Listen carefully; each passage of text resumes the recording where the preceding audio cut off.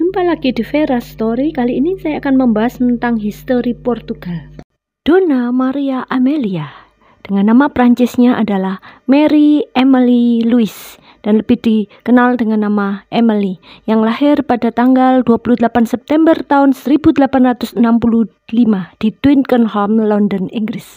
Ayahnya adalah Pangeran Philip of Orleans, Prancis, dan ibunya adalah Mary Isabel dari Orleans.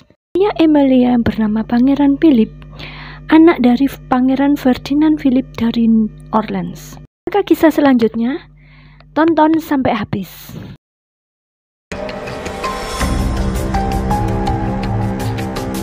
Awalnya, Raja Louis Philip I, yang tak lain adalah ayah dari Ferdinand Philip, yang memerintah dari tahun 1830 sampai dengan 1848. Saat itu, terjadilah serangkaian pemberontakan di seluruh Eropa pada tahun 1848, sehingga monarki Prancis digulingkan dan keluarga Orleans berada di pengasingan. Oleh karena itu, Emily lahir di Inggris dan hidup di pengasingan. Pada tahun 1870, Napoleon III yang membentuk Republik Prancis pada tahun 1848 dan mengangkat diri sebagai kaisar telah digulingkan pada Perang Prancis-Rusia dan dibentuklah Republik Prancis ketiga pada tahun 1871. Karena Napoleon III sudah digulingkan, oleh karena itu akhirnya Emily dan keluarganya kembali ke Prancis. Ayahnya, Pangeran Philip, berharap suatu hari akan mendapatkan kembali tahta Prancis, tetapi hal ini tak pernah terjadi. Emily mulai tumbuh menjadi dewasa. Dia menjadi gadis yang pandai, suka membaca buku, tertarik dengan sastra, opera, teater. Dia juga belajar bahasa Latin dan sedikit bahasa Jerman, selayaknya wanita kelas atas. Dia juga menjadi pelukis yang handal. Beranjak dewasa, orang tuanya mulai mencarikan jodoh. Sudah biasa pada zaman itu, kaum bangsawan menikah dengan sesama bangsawan. Dia kemudian menikah dengan Carlos II, yaitu putra mahkota tertua dari Raja Louis Portugal dan Ratu Maria Pia dari Savoy. Yang sebelumnya, mereka telah menjodohkan anaknya, yaitu Pangeran Carlos I dengan Putri Valorie dari Austria dan Putri Matilda dari Savoy, Putri Victoria dari Prusia, dan Putri Victoria dari Wales. Namun, Amelia dan Carlos cocok satu dengan yang lain dan cukup harmonis. Carlos dan Emily bertemu di Prancis pada saat menjadi tamu suatu pesta berburu. Dan mereka akhirnya menikah di Lisbon, Portugal pada tanggal 28 Mei tahun 1886 di gereja Saint Dominic. Tidak ada perbedaan usia yang mencolok. Emily waktu itu berusia 21 tahun dan Carlos 23 tahun. Tinggal di Istana Belem di Lisbon. Mereka memiliki 3 orang anak yang diberi nama Louis Philip yang lahir pada tahun 1887. Anak kedua, seorang putri, lahir tahun 1887, hanya beda 10 bulan dari anak yang pertama, Infanta Maria Anna, yang lahir prematur dan meninggal saat lahir. Anak ketiga, seorang putra, diberi nama Manuel pada tahun 1889. Pada tanggal 19 Oktober 1889, Raja Louis meninggal, sehingga Carlos naik tahta pada usia 26 tahun. Dia menjadi Raja Carlos I, dan Emily menjadi permaisuri di usia 24 tahun, dan dia berusaha menyesuaikan diri di negara barunya. Bahkan dia tidak bisa berbahasa Portugis, sampai akhirnya dia bisa berbahasa Portugis dengan lancar untuk bisa berbicara pada rakyatnya. Dia juga aktif dalam banyak proyek sosial seperti pencegahan dan pengobatan tuberkulosis, yayasan amal, dan sanatorium. Meskipun ada juga yang mengkritik tentang kemewahannya. Sudah mulai ada kecemburuan sosial karena pada saat itu di Portugis perekonomian sedang mengalami kesulitan.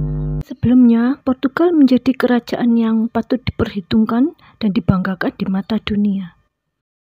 Portugal pernah menjajah Brasil dan sebagian negara Afrika.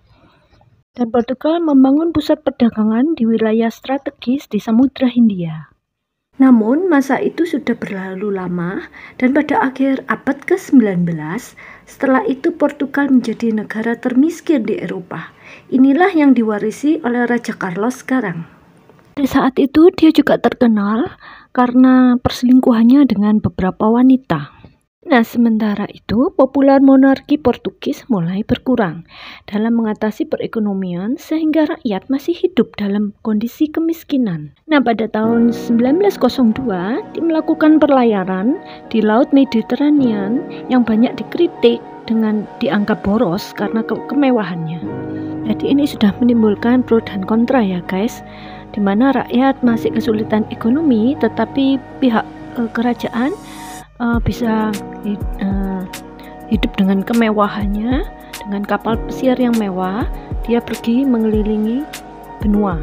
Pada 1 Februari 1908, keluarga kerajaan kembali dari istana Vila Vicosa ke Lisbon. Mereka melakukan perjalanan dengan kereta kerajaan ke Bairro dan dari sana naik perahu untuk menyeberangi Sungai Tagus dengan pengawalan yang tidak terlalu ketat. Turun dari Chais das Colunas di alun-alun utama pusat kota Lisbon. Dalam perjalanan mereka ke istana Necesidades, kereta yang membawa Carlos dan keluarga melewati Rua do Arsenal. Saat melintasi alun-alun, beberapa tembakan dilepaskan dari kerukunan 2 orang asing. Tembakan tersebut tepat mengenai raja, dan akhirnya raja meninggal. Pewarisnya, Pangeran Dom Luis, terluka parah. Dan ketika putra bungsunya akan dicelakai di lengan dan oleh Ratu Emily mencoba membela putra bungsunya Manuel dengan karangan bunga yang kebetulan ada di tangannya, hingga putra bungsunya selamat. Kedua penembak itu bernama Alfredo Louis de Posta dan Manuel Boica. Dua pembunuh itu akhirnya ditembak di tempat oleh anggota pengawal kerajaan. Sekitar 20 menit kemudian, Pangeran Luis Philip meninggal. Dan keesokan harinya Manuel dinobatkan sebagai Raja Portugal. Itu raja yang terakhir dari dinasti Braganza.